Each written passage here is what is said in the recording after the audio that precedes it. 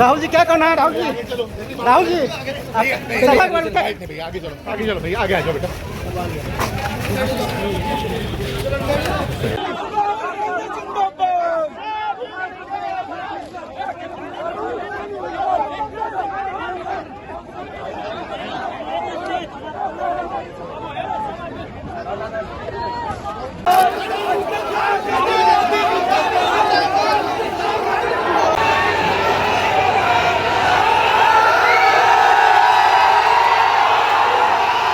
कैसे आप लोग? देखिए, मैं आपसे दिल्ली से आपसे मिलने आया और मेरा लक्ष्य सिर्फ ये था कि मैं आपसे बात करूं, थोड़ा पीछे हट जाएंगे, मैं आपसे बात करूं, जो मेरे दिल में है मैं आपको कह दूं, और जो आपके दिल में है वो आप मुझे कह दो। प्रशासन ने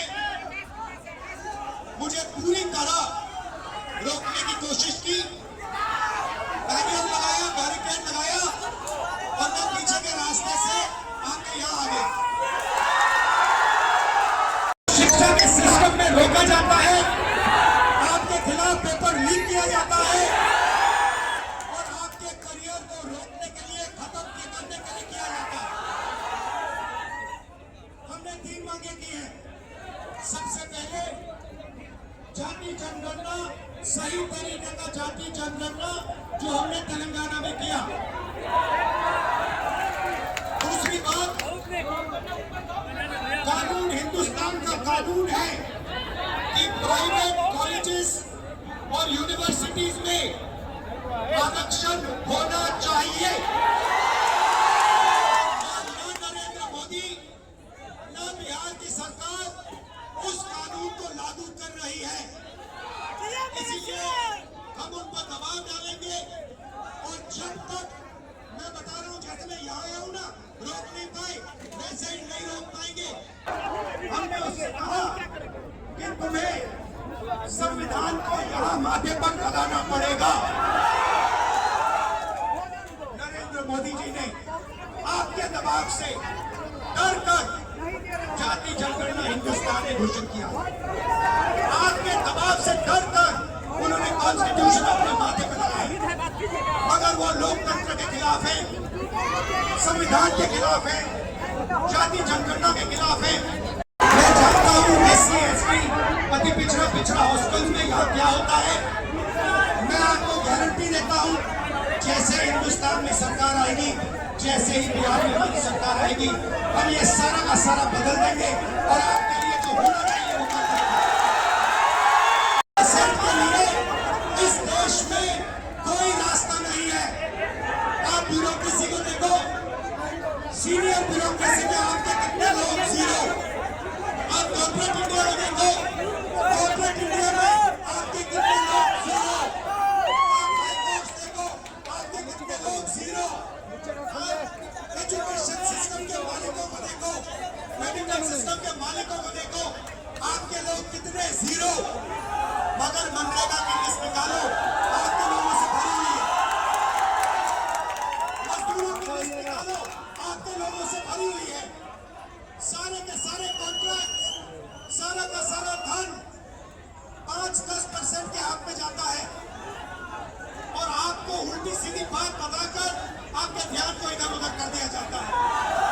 आपको एक साथ खड़ा होना है और 3 मांगे हैं। पहली मांग जाति जनगणना, दूसरी मांग प्राइवेट इंस्टीट्यूशंस में, प्राइवेट स्कूल और कॉलेजेस में रिजर्वेशन, अति पिछड़ा का, OBC का, दलित का, आदिवासी का।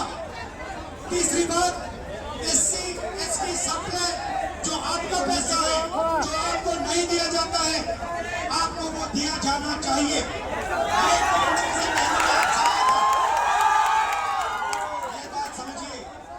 आप एक बात समझिए, बिहार की पुलिस ने अभी मुझे रोकने की कोशिश की, रोक नहीं पाई। पता है क्यों नहीं रोक पाई?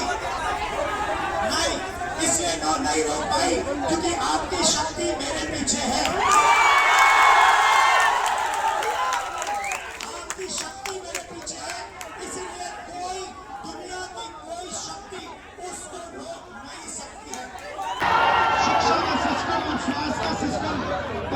होना है, इसके बारे में आप क्या सोचते हो?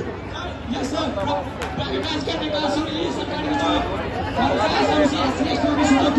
सिस्टम से सर हम लोग शुरू से सिस्टम से जुड़े हैं। हमारा मीडिया में कोई है ना, हमारा उद्योगपति कोई है ना, हमारा बड़ा बड़ा ब्यूरोक्रेट भी कोई है। सर हम लोग कुछ उस सरकार है वो देनी चाहिए सरकार को। मीडिया के बारे में बताइए तो।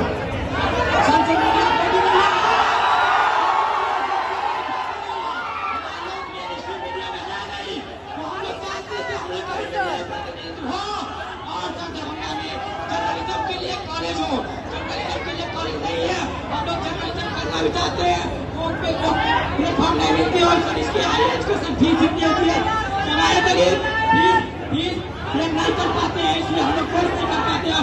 सर यूनिवर्सिटी में जो है कोर्स समय पर नहीं होता है, यूनिवर्सिटी में जो है सब बहुत फीस। आप क्या पढ़ते हो? मैं अभी DLED कर रहा हूँ सेकेंड ईयर के बाद माधोपुर की दरभंगा से। कैसा चल रहा है? DLED तो ठीक चल रहा है लेकिन सर अभी DLED हो रहा है जिसमें 10-25 साल को मौका मिले इसके लिए प्रोटेस्ट में सरकार है। मेरे माता पिता अभी तो काम करते हैं सर, हम लोग बहुत गरीब करके सकते हैं। अगर ये हॉस्टल नहीं होती तो हम लोग कह सकते हैं